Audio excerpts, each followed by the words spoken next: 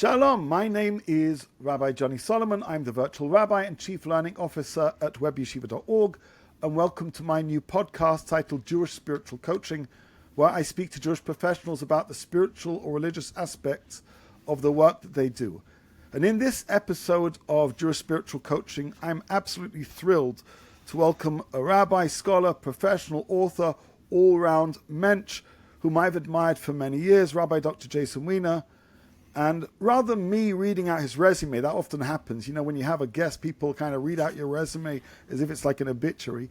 I thought I'd begin by asking you, Rabbi Dr. Jason, to tell us a little bit about yourself and what you do as a profession, what you do as a day job.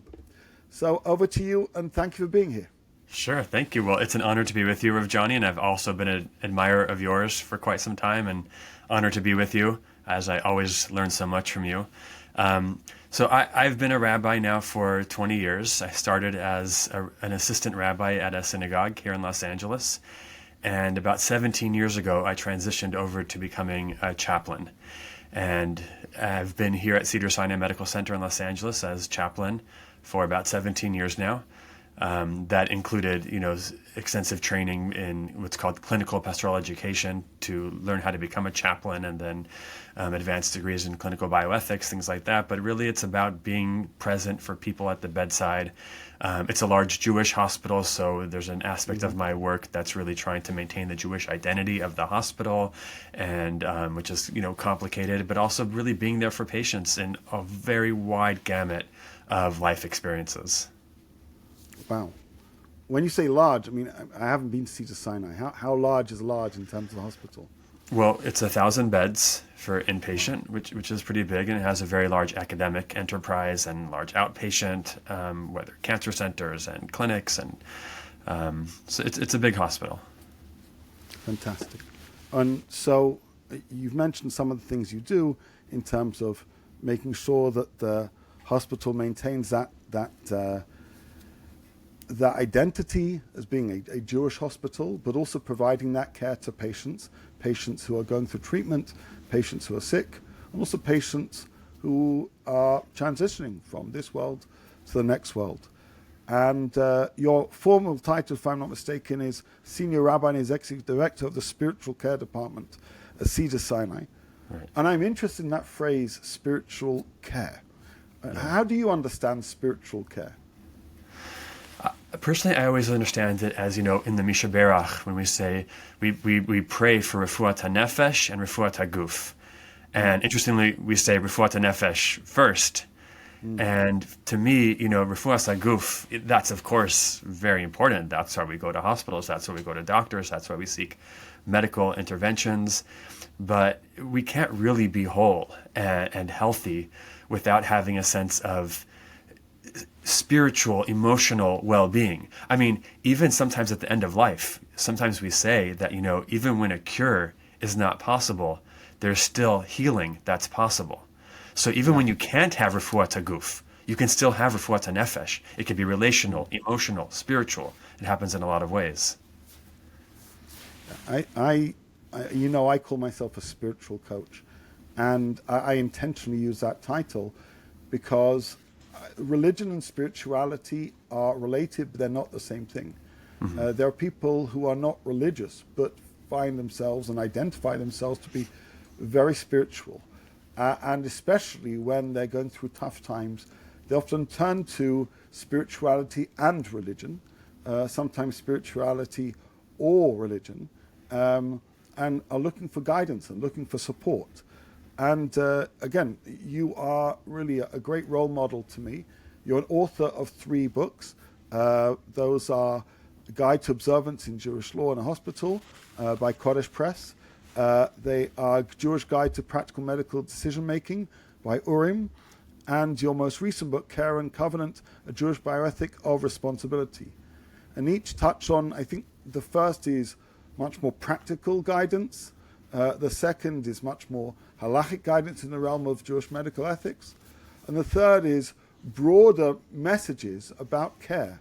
Care not just in terms of Jewish care, but actually care in the general space of a hospital. How we can bring values and morality to make sure that we provide for patients and provide them with the best form of healing in terms of refuat nefesh, even when, as you say, refuat guf is something which is beyond their situation at that moment in time. But one thing that I've noticed, and we were talking about this before we started recording, is that about 30, 40 years ago, before the field of Jewish medical ethics really exploded, I was fortunate to meet Lord Jacobowitz on a number of occasions, and he coined that phrase, Jewish medical ethics. But before that field developed, there was a strong emphasis on spiritual care, and there was a limited understanding on halakha and Jewish medical law. Over time, there's been a lot written and a lot spoken about Jewish medical law, Jewish medical ethics, which of course is incredibly important. And yet I feel that there's been actually a limit, a paucity of reflection from the Jewish community about Jewish spiritual care. I think there's a little bit more being done now. And people need that kind of support. People turn to rabbis, to pastors, to friends, to community for support when they're sick, and especially when a loved one is passing, or when they themselves see the end of their life is nearing. And so I want to know from you, as somebody who has a day-to-day seat next to those who are going through all these different journeys, can you share one or two stories where a patient or their family sought spiritual guidance from you, either in terms of just going through a medical trauma, or when we're talking about somebody near death? Sure. Yeah, and I think you're absolutely right, Rav Johnny. I think you articulated it perfectly. I think part of the problem is that, it's very interesting and exciting to talk about Jewish medical ethics issues, and it's very important. I love it. Mm-hmm. It's not as easy to talk about death and dying. People don't like talking about it. I mean, I remember a few times I've had the experience in our hospital where families say, don't tell the patient that they're dying. Don't tell them what's happening. And I remember walking into a room once where there was a sign on the door. It literally said, do not tell the patient her diagnosis. This patient had cancer. They had just found out. And the family wanted to make sure no one would tell the patient. So they literally put a sign on the door, don't tell her. I went in the room. I sat with the patient. I wasn't going to tell her against the family's wishes. I'm just sitting and listening to her. She asked the family to leave. And she says, Rabbi, don't tell my family, but I have cancer and I don't want them to know because it will scare them. They were trying to hide it from her and she was trying to hide it from them, but people are scared to talk about it. I think one story that I'll share, there's plenty I can share, but in reaction to your question, that I think just kind of epitomizes the issue is I remember we had a young woman who was dying in our hospital. It was very sad, and she had a small child who obviously made it even more tragic. And this patient was extremely depressed. And I mean, understandably so, but the staff was like trying to, just telling her to cheer up and like trying to convince her to be happier and telling her to eat and sleep and do the things. And she wasn't really participating. And they were trying to give her antidepressant medications and nothing was really working. And finally, thankfully, they asked a chaplain to just come by. And as chaplains, spiritual care providers, our job is not to fix things. Our job is not to go in there and tell people how to feel. Our job is to try to be very good listeners, to try to be non-anxious, non-judgmental, just ask questions. The most common phrase we'll say is something like, oh, tell me more, or, reflecting back and just listening showing the patient that we're really there with them. Imo anochi batzara, I hear what you're going through and I'm feeling your pain with you and I want to hear more, and I'm not talking about myself, I'm hearing to listen to you. And this patient opened up as, we got to know her, and really, the goal of spiritual care is we're trying to understand, like, what's it like to be you right now? And as I'm asking her questions, just trying to get into her shoes, so to speak, as difficult, as horrible as that was, given what she was going through, she shared that the only thing she can think about, she cannot get out of her mind, how tragic it is that her daughter will grow up and not know who her mother was. And even though I'm saying that our job is not to fix or do specific interventions, I shared with her that, there is a Jewish custom called an ethical will. Did you ever think about writing out her values? And how about making a video? It's so easy now with iPhones, and what about making some videos? So she became really excited. Like, oh, why didn't I think of that? Of course, I need to do this for my daughter before I die. And before you knew it, I'm not saying she became like happy-go-lucky. It was a horrible situation, but she once again began participating in her care, sleeping normal hours, eating, talking to people, and she had this project, and she became so enthusiastic about, I want to make this right. I want to give a proper document to my daughter that helps her know who her mother was. She ended up making a series of videos. Sadly, she died about a month later, but like that last month of her life was extremely meaningful, and she gave an incredible gift to her daughter and her entire family after she passed. Firstly, wow, thank you so much for sharing that story. And I actually want to talk about the thing you talked about before the story, Sure. and then mention two things from that story. It's interesting, there was a long-standing belief that you shouldn't tell patients that they're going to die.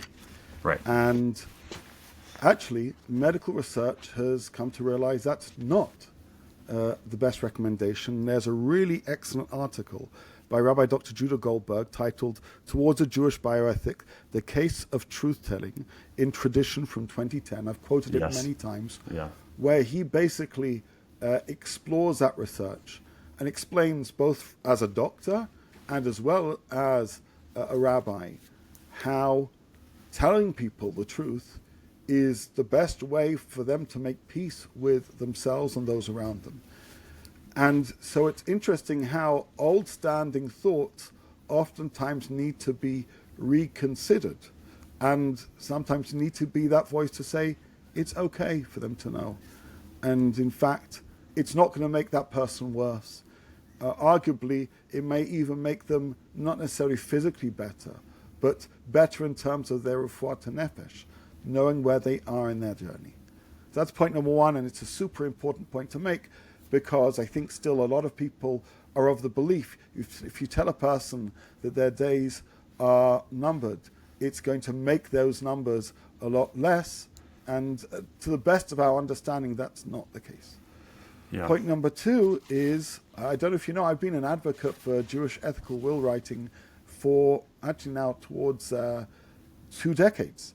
I wrote my own ethical will about 15 years ago, and I've been talking about the importance of writing Jewish ethical wills since then.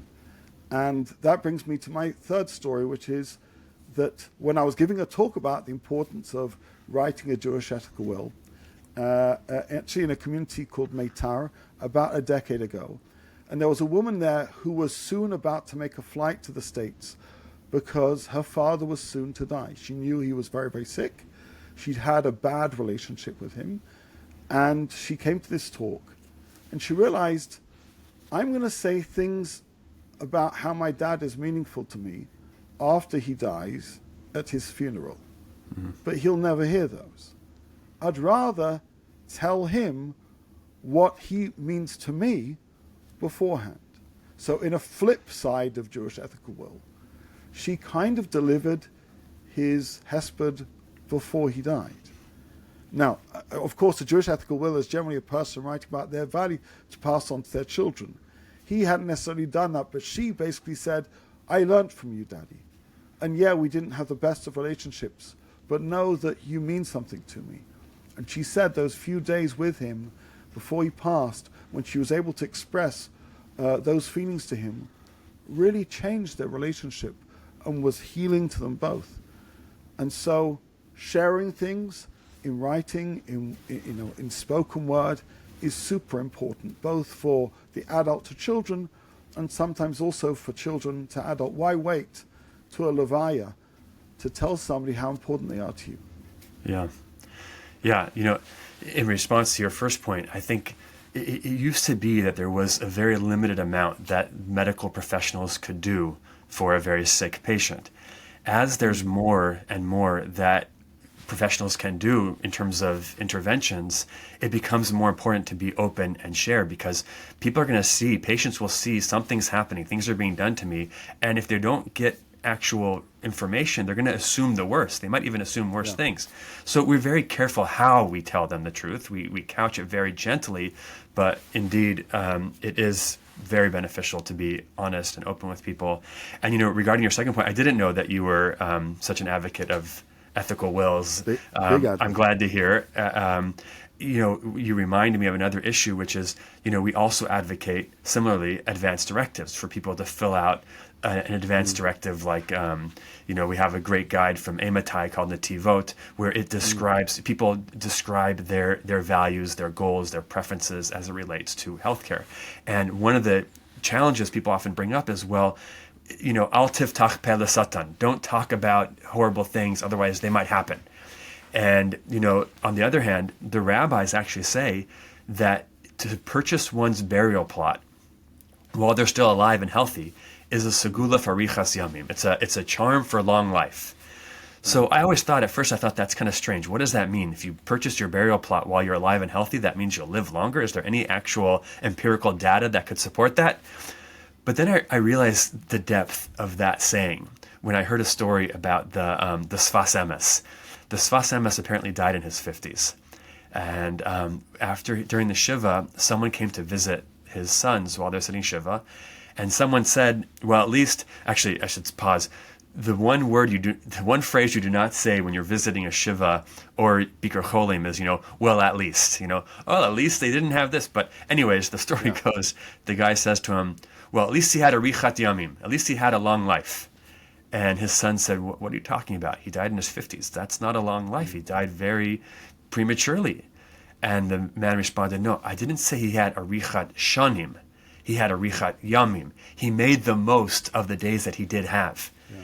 And I think that when a person stops to consider what they want, what their values are, what they would want, what they wouldn't want, how they want to die, how they want to live the remainder of their days, recognizing the fragility of life forces us to appreciate our days and hopefully to make the most of them. I mean, that's the message that we have from Kohelet, that there is benefit to go to a house of mourning more than to go out to a house of celebration, because it pushes you to value life and to maximize what you do every day of your life. And if we are truly reflective, not just at a Levaya or at a Shiva house, but in the hours and days and weeks that follow, these moments can change us, and they should change us for the better. Yeah. Which is why it's strange. Judaism has never shone away from being cognizant of our mortality. The modern world very much does. And it's important, I think, to emphasize the fact that a person should know that we have a finite number of years on earth. We don't quite know what they are. But you shouldn't be afraid of thinking about that, because that should motivate you to use your time to the maximum. Right. And there are people who knew they're going to live a short amount of time because they had ailments, and they inspired the world. And Ramesh Shapiro was an unwell man, and yet he really used his time to change the world. And we're just about to finish Baba Basra in the next couple of days. And this is a global movement from somebody who understood you've got to use your time well. You've got to do what you can. Yeah. So thank you for that. Do you have another story perhaps you can share about the patients you're working with, or the experiences you've had at Cedar Sinai? Sure. As we're talking, I'm just reminded, the holiness and how special these moments are, especially when people are dying. I remember I once got a call from someone he had a rabbi who had a congregant who was very sick. And he said he called a big makubal in Israel and said, what can we do for this man? And apparently this makubal said, get a blessing from a dying person. If you get a blessing from it, that's the holiest blessing you can get. So this rabbi calls me and says, I don't have access to dying people. can you get the blessing? So first of all, I was just very moved by that, because I thought, wow, a blessing from I had never heard of that before. But when I reflected on it, I thought, wow, that is really special, because then I came across the Mishnah in Pirkei Avot when it says, Shuv yom echad lifnei mitatcha, repent one day before you die. So normally we understand that as meaning, well, you never know when you're going to die, so therefore live your whole day as if today could be your last. Some of the commentaries actually write, though, no, there's a special holiness of the last days of life. So that really taught me that, like, wow, that really has power. Actually, I didn't know, how am I going to ask a dying patient to give a blessing to this random person? Like, how am I going to bring that up? So I was thinking about it, and like an hour later, I get a call from the hospital that there was a patient who wanted to see the rabbi. So I went up to the room, and as I'm talking to this patient, I see numbers on her arm. She was a Holocaust survivor. And I always ask survivors for a blessing. They ask me for a blessing. I say, no, I want your blessing. It's much holier. And I said to this patient, also, can you say a blessing for, and I got in the name of that person. And so she gave them a blessing. I'm also remembering, as we're talking, I remember it very vividly. And there's been a few permutations of this same story, but I remember one time walking to a room, the family had asked, or actually the nurse asked me to come up and see a patient who was dying. And I walked into the room, and I see everyone around the bed saying, be strong, you can do it, come on, wake up. And someone else saying, come on, go dad, come on, you're strong. And another person even kind of slapping the face of the patient, come on, let's go. And as I walk in the room and I'm seeing what's going on, I'm like, I wasn't sure exactly the situation. The patient then opened his eyes, and I was standing right there. The patient opens his eyes, looks at his family, and says, just let me die already. And everyone broke down crying. Everyone was in shock. And it was this moment where they turned to me and they said, Rabbi, what do we say? Aren't we supposed to tell him to be strong and live longer? And I just said, it sounds like that's not what he wants right now. Let's just try to be there for him. Obviously, we're not ending his life. We're not going to do something to hasten his death, but let's just be there as he needs us to be. Maybe, the coaching that we're trying to give him right now is not what's in his best interest. And we sat with him, and they held his hands. And finally, one of the children said, Dad, if you need to go, it's okay. We love you and we understand. And he actually died that night, just a few hours after literally saying to his family, let me die already. And for me, it was such a lesson, because I see so frequently family members, it's not just that they don't want to talk about death. They don't want to face the reality of what's happening, and they don't even let the patient go there.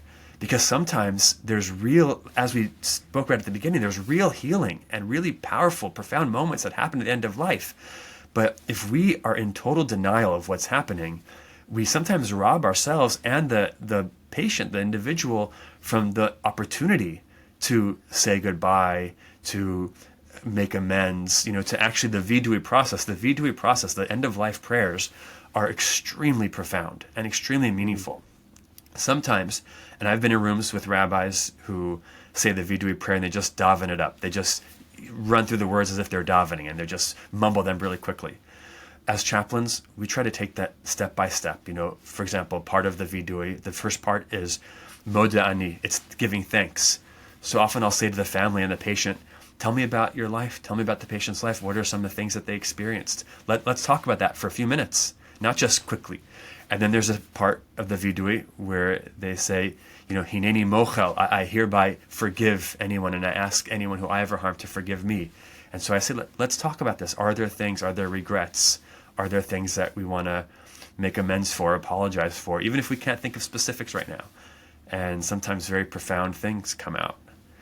And when we're not willing to talk about it, we miss that opportunity. There's a book I read some years ago, I actually have it, by Dr. Rabbi called The 4 Things That Matter Most. He works in palliative care, and though he's Jewish, I believe, he's writing from his many experiences of supporting people in their last moments. And he says, these are the 4 things which I believe and I encourage people to say, if they can, or at least reflect on in their last moments. And they are, please forgive me, I forgive you, thank you, and I love you. and the Jewish vidui contains all of that, and of course Totally. a little bit more as well. Right. But that sense of both affirming relationships, wishing to make amends, and appreciating the gift one's had of life is a very, very powerful thing. And you mentioned how people sometimes want to hold on to the patient. And as the author of a remarkable book on Jewish medical ethics, you're well aware of the debate between Rav Moshe Feinstein and Rav Chaim David Levi about whether one should extend life artificially and whether there is value in that. And Rav Chaim David Levi basically says, if it looks like the body is saying, let me be, then let it be. There is another argument to say, if you can extend life, then endeavor to do so where possible. And there are other voices in between those two. But there is overall a general sense of fear of death. In fact, sometimes people often think of death as punishment. They think, I don't want somebody to die. It's punishment either to them or to the family. And there's a line which I read years ago. It's actually the title of an essay, which I've repeated tens of times to people. Heschel wrote an essay titled Death as Homecoming. I don't know if you've ever read the essay. Yes. And when people say, but I don't want to let that person die, I say, well, Judaism doesn't see death as anything bad. Death is homecoming. It's a transition from one world to another world, to a higher world. And if you see that, sure, we are pained by their loss, by their passing, but we believe in another world. And understanding that there is another world means that allowing that person to transition from this world to the next is actually not just that person's wish oftentimes, but also the wish of God. You mentioned how that family were trying to also hold on, and yet there are these profound spiritual moments when a soul leaves. And the Gemara talks about Ashkaftei de Rabbi, the death of Rabbi. And this is based around this idea described in Sefer Melachim, the Book of Kings, when Eliyahu Hanavi goes heavenward and his student Elisha is left here, and by seeing his teacher ascend, he receives wisdom. And so too the sages said that those who were present with the death of Rabbi received part of his wisdom. And being present physically, but also being present spiritually when a loved one passes is what I call a growing pain. There is a pain, but there is a profound opportunity to grow, to understand the fragility of life, to understand the difference between body and soul. And if one is present at that moment, one is cognizant of that moment, it is also an opportunity to learn and to reflect and to connect with that person, to attach yourself to their soul, so you become an ambassador for them, even though they themselves are leaving this world. You remain, and you become basically an extension of what they leave behind. You become part of their legacy. And it's being present there is both a sad thing, but also, as our sages say, if you're in a room and somebody looks like they're passing, you're not allowed to leave. Right. Because you need to be there for them, but also you need to be there for you. And so that is death as homecoming. Is a really, really powerful thing. I mean, I want to starting to wrap up, but my feeling is we don't talk enough about these spiritual moments. And when they come up, sometimes expectedly, sometimes suddenly, people need someone like you. Now, if if a person is in Cedar Sinai or their relative in Cedar Sinai, then they're blessed. They have you next to them. And there are hospitals with chaplains who are qualified, who are thoughtful, who are sensitive, who can be there for them.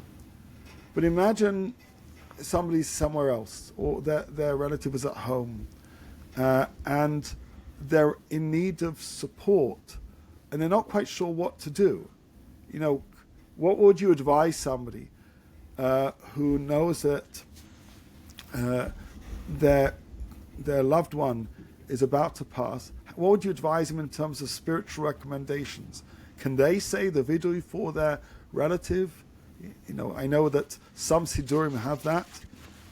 Well, what would you say to such an individual? Well, yeah, certainly. I mean, first of all, thanks, because of the pandemic, we learned a lot about how to bring people into the room, even if they're not physically in the same place. So I really encourage people to reach out for help, to find someone in their life who can be supportive, and someone who's an expert like yourself, Rav Johnny. You're being very complimentary of me. You're very kind, but you're an amazing resource, and there are people out there in the Jewish community. Thank God we have people who are very compassionate and caring and want to be available. And it is appropriate to reach out even virtually. Someone, yes, of course, can say vidui themselves. One thing that I often try to do with patients when they ask me for a blessing is oftentimes I'll tell them, I'm going to start. I'll say a blessing, I'll say a traditional prayer, and then I'm going to turn it over to you, and you say a prayer. And people will often say, am I allowed to do that? Is that okay? And we say, of course, God wants your heart. God wants to hear you open up and share whatever's on your mind. And sometimes people just need that permission to pray, to talk to God, to have that experience, and to know that it's okay. And so we can give them guidance and guidelines, and then encourage people that they can do it on their own as well. But reach out for help and find someone who can be there in these difficult times. I think that's really important advice. And one last thing which I've noticed, and it's interesting, I have friends and relatives who are less knowledgeable and less observant, friends and relatives who are very knowledgeable and very observant. What I have found is even those who are very knowledgeable and very observant, when a trauma is happening to them, a loved one may well be passing, sometimes they become paralyzed.